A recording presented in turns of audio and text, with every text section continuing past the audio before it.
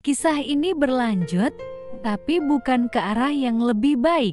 Kecemburuan saudara-saudara Yusuf itu seperti api kecil yang terus disiram bensin. Setiap kali Yusuf dengan polosnya menceritakan mimpinya, mimpi di mana mereka semua akan tunduk padanya, dan api itu bukan lagi kecil, tapi berkobar menjadi lautan kebencian. Mereka tidak lagi hanya iri, mereka mulai membenci adik mereka sendiri. Hari demi hari, kebencian itu mengakar semakin dalam, menunggu saat yang tepat untuk meledak. Dan hari itu akhirnya tiba, lebih cepat dari yang dibayangkan siapapun. Suatu pagi yang cerah, Yakub, sang ayah, memanggil Yusuf dengan suara penuh kasih. Ia berkata, "Yusuf, anakku, pergilah ke Sihem. Lihat bagaimana keadaan kakak-kakakmu yang sedang menggembalakan domba kita. Pastikan mereka baik-baik saja, lalu bawalah kabar kembali kepadaku." Yusuf, sebagai anak yang patuh dan penuh kasih, langsung setuju. Tidak ada sedikit pun keraguan atau rasa takut di hatinya. Baginya, ini adalah tugas sederhana dari ayah yang ia cintai untuk menemui saudara-saudara yang juga ia sayangi. Ia tidak tahu bahwa perjalanan ini akan mengubah hidupnya selamanya. Ia mengenakan jubah istimewanya, jubah aneka warna yang melambangkan cinta ayahnya, dan memulai perjalanan panjangnya. Yusuf berjalan menyusuri jalanan berdebu, melewati perbukitan, dengan hati yang ringan dan penuh semangat untuk bertemu saudara-saudaranya.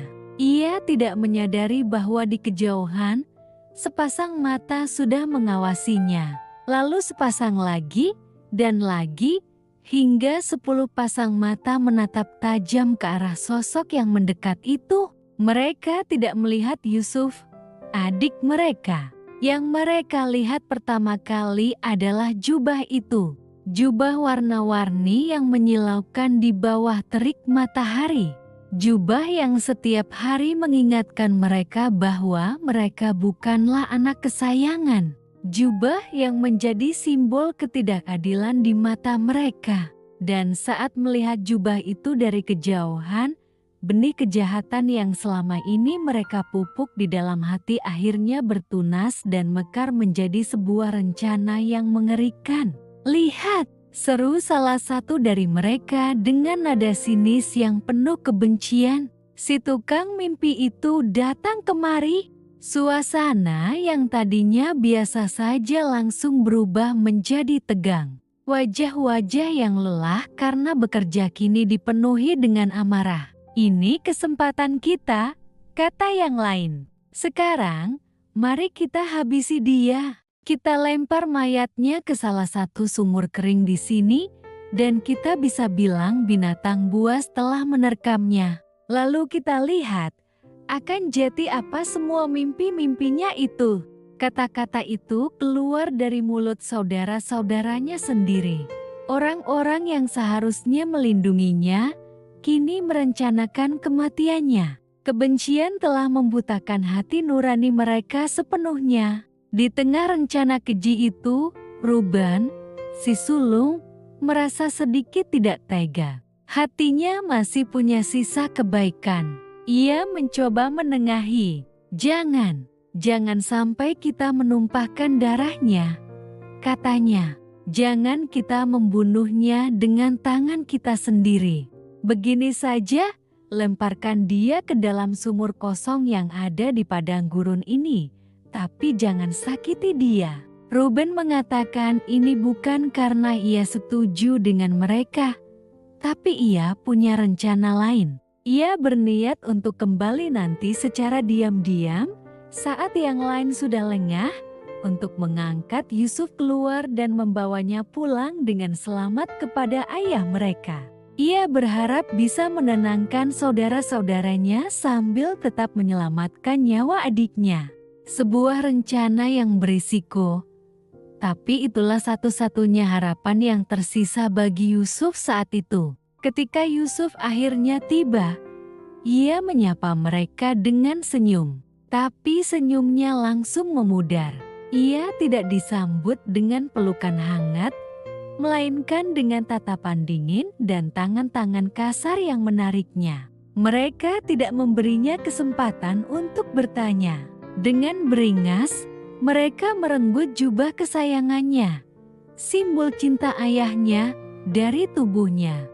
Jubah itu dirobek dan diinjak-injak, lalu tanpa belas kasihan, mereka menyeretnya ke sebuah sumur tua yang kering dan dalam. Yusuf berteriak, memohon, menyebut nama mereka satu persatu, berharap ada yang iba. Tapi teriakannya hanya bergema di dinding sumur yang gelap dan kosong. Mereka melemparkannya ke dalam lubang itu begitu saja.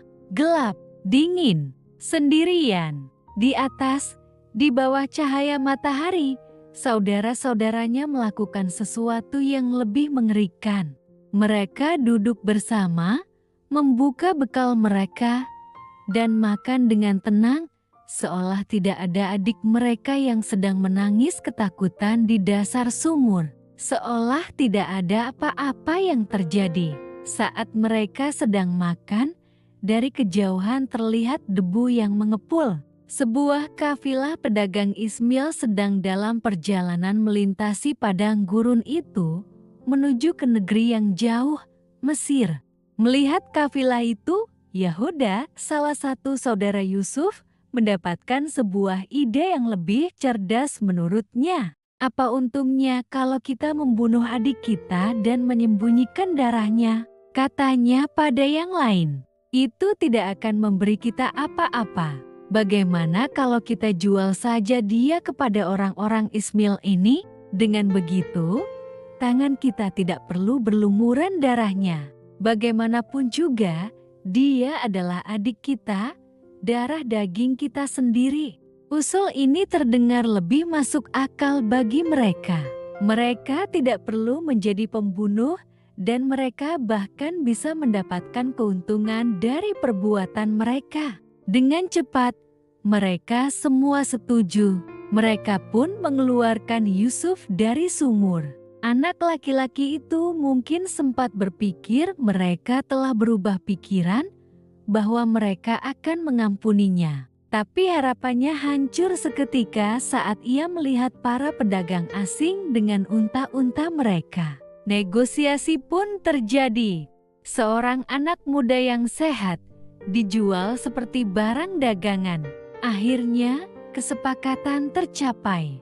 20 keping perak, itulah harga yang mereka tetapkan untuk nyawa adik mereka. Harga sebuah pengkhianatan yang akan menghantui mereka seumur hidup. Yusuf, anak yang dicintai ayahnya, yang punya mimpi besar tentang kemuliaan, kini resmi menjadi seorang budak. Para pedagang itu membayarnya, lalu mengikat Yusuf dan membawanya pergi bersama mereka. Yusuf hanya bisa menoleh ke belakang, melihat saudara-saudaranya berdiri di sana, melihat tanah kelahirannya yang semakin menjauh. Ia meninggalkan ayahnya yang bahkan tidak tahu bencana apa yang telah menimpa putra kesayangannya.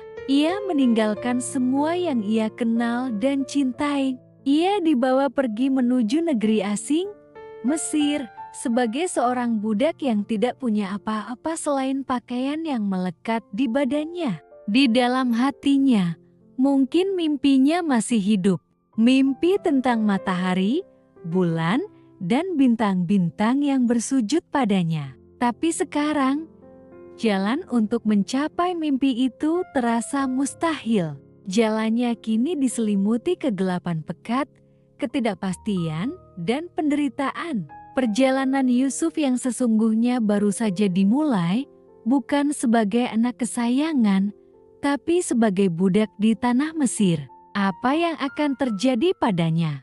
Apakah mimpinya akan mati di tengah perbudakan? Atau justru ini adalah awal dari sesuatu yang jauh lebih besar? Terima kasih kamu sudah berada hingga di menit ini. Jangan lupa like dan subscribe agar tidak ketinggalan kelanjutannya.